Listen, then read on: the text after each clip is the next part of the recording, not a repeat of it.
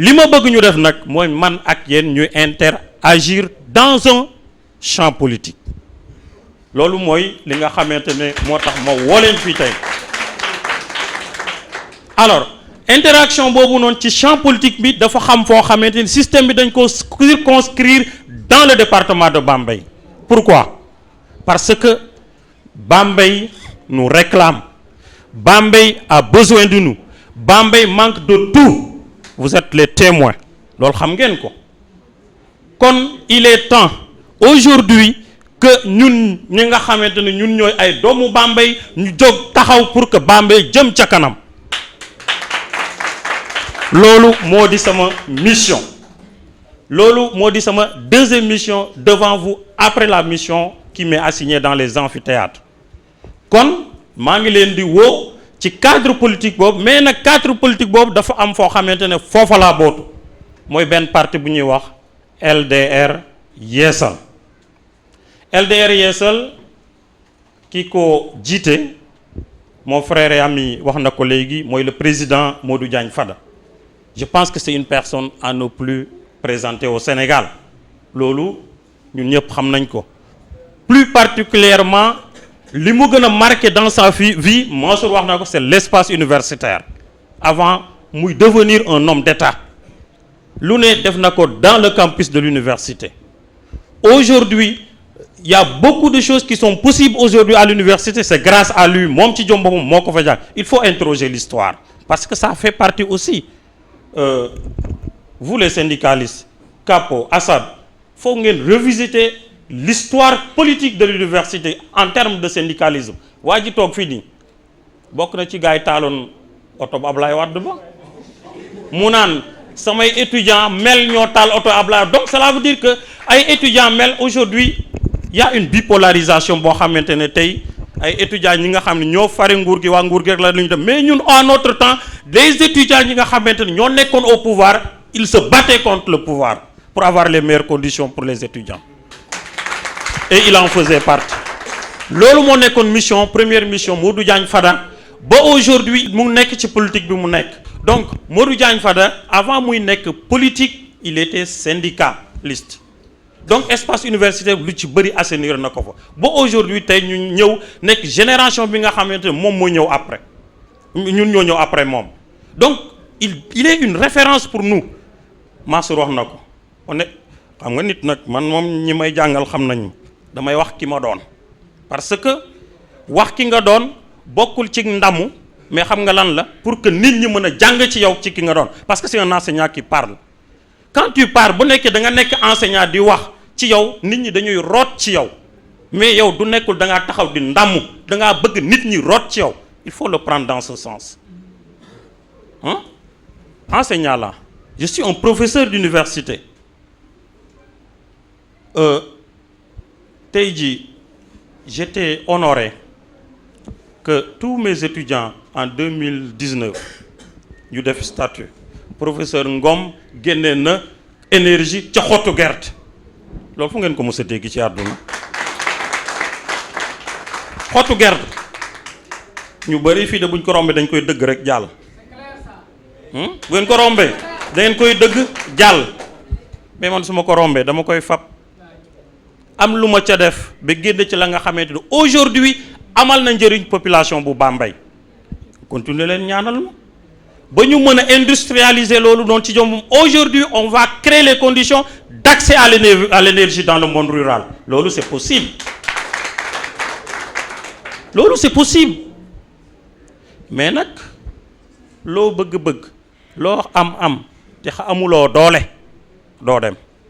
y a que le pouvoir politique qui peut changer les choses y a que le pouvoir politique qui peut changer les choses vous êtes érigé en pouvoir syndicaliste au niveau du campus. Pourquoi? Pour ngeen mën a am des meilleures conditions de vie. C'est la même chose que le pouvoir politique. Aujourd'hui fa ngeen jóge mu nekk dans les 12 communes du département de Bambey pour que les meilleures conditions mën fa nekk faut que ngeen engagé wu dans la politique. kon nag woo naa leen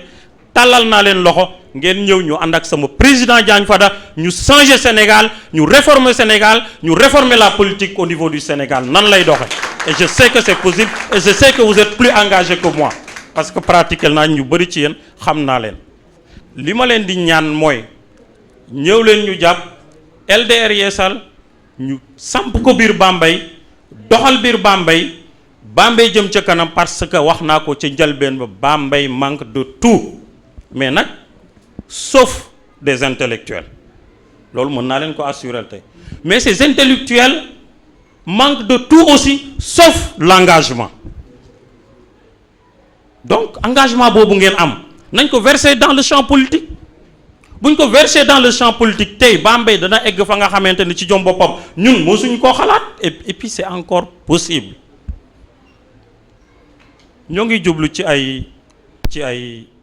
élections. Je vous dis encore une fois à travers ma personne le département de Bambey LDR Yeesal est candidat à la candidature de la coalition présidentielle pour le conseil départemental de Bambey loolu man maa leen ko wax wala soxlawu leen ko donc je me répète maa ngi leen di xamal aujourd'hui que ne ñun waa LDR Yeesal taxaw nañu pour nekk candidat bu Benno Bokk Yaakaar bu département bu conseil départemental bu Bambey kon loolu dama bëgg képp koo xam ne yaa ngi ñibbi nga bàyyi ci xel te ñu travailler à ce que le choix soit porté sur nous et encore c'est possible ña fa nekk ñun ñoo leen mën du ñu seen morom dañ leen waxante ña fa nekk ñun ñoo leen mën du ñu seen morom fu ñu soxla nañ ko toog ñu waxtaan du ñu seen morom luñ fu ñu débat buñ ñu woo dañ leen di wuyu ji du ñu seen morom quel que soit le champ bañ ñu woo nit da ngay wax la nga xamante ne moom mooy la nga xam mooy li nga gëm ñun li ñu gëm mooy LDR Yeesal dafay taxaw te dafay jibbi dafay law dans le département de Bambey donc travaillons-y donc Issa message baa ngi noonu commune Thiakhar on est candidat xam nga ko yaa ngi sa mbootaay sa ginnaaw waxal ak ñoom que le professeur Balla Diom Ngom il est candidat pour la mairie de Thiakhar Moussa waxal say ñoñ kane leen le professeur Balla Diom Ngom il est candidat pour la mairie de Thiakhar kon yéen ñi ci biti dégg ngeen yóbbante bi mooy loolu candidature professeur Balla Diom Ngom lancé nañu ko à partir d'aujourd'hui aussi bien pour la mairie de Thiakhar que pour le conseil départemental à travers la coalition Benno Bokk Yaakaar ndax nag ñun ay partis alliés lañu ay partis alliés encore une fois je pèse bien mes mots nous sommes un parti allié à Benno Bokk Yaakaar ñun bokkuñu APR de dama bëgg mu la parce que nit ñi dañ naan boo jàppalee diw rek sotti nga say affaire ci mbuusam ñun sottiwuñu suñu mbir ci mbuusu kenn de ñun dañuy liggéeyal pour suñu bopp moo tax tey ji ma jàkkaarloog yéen mais nag buñ liggéey itam président Macky day andi keneen andi ñun ñëpp ñu booloo dugal ci mbuus ma nga xam ne ñun ñëpp ñoo ko bokk liggéey bi loolu la kon jàpp leen ne tey ji LDR Yeesal yéen ñëpp waa LDR Yeesal ngeen wala du noonu voilà kon nañu liggéey suñu département jëm kanam nañu continuer liggéey bi nga xamante ne sumb nañu ko tey nañ ci boole éthique parce que nag loolu mooy suñu devise u parti ñun lépp lu ñuy dugg dañ cay dugg ca dëgg tax buñ ca duggee ci dëgg tax itam dañ cay am pas-pas bu dëgër Mansour wax na ko léegi nii la nga xamante ne da nga ca dugg ak dëggu am ca pas-pas bu la neexee yaakaar de te loolu mooy espoir donc da nga yaakaar ña la wër danañu yaakaar ci yow tu vas porter l'espoir et nous sommes là et nous sommes prêts à porter l'espoir de la jeunesse du département de Bambey donc maa ngi leen di sant encore une fois te di leen gërëm te di leen baalu àq ndax affaire bi tàng na tawgaay bi yàgg na depuis 15 heures ba léegi ñoo ngi leen di woo fii ça fait plus de presque 4 heures de temps ñoo ngi leen di woo ci politique kon ñoo ngi leen di sant di leen gërëm di leen waxaat encore une fois gàcce ngaalaama que tàllan nañ leen seen loxo que ça soit nañu mel ca Afia que sama gars yi wax ko on est toujours comme ça parce que pourquoi je l'ai dit aux jeunes à chaque fois ñi nga xam ne dañu ñëw sama bureau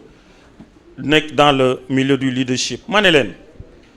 benn façon leadership ci jom boppam dans le monde que nous vivons aujourd'hui moom moo am retour en investissement am na ku ko wax léegi nii la nga xam moo am en retour en investissement mooy un leadership ba nga xamante ne moom la anglais di wax un leadership buying into him, c'est-à-dire tu vas toi-même te retrouver sur la personne bi nga xam ne moom moo la jiite man su ma leen jiitee aujourd'hui mënu leen a seen bopp sama bopp mënu leen a gis seen bopp ci sama biir lu ma leen di doy lu ngeen may doy loolu mooy leadership bi nga xam ne moom la ñuy prôné ñun donc nañu àndandoo ku ne jàpp ku ne gis sa bopp ci moroomam bu ko defee ñu mën a réussir pour le département de Bambey je vous remercie.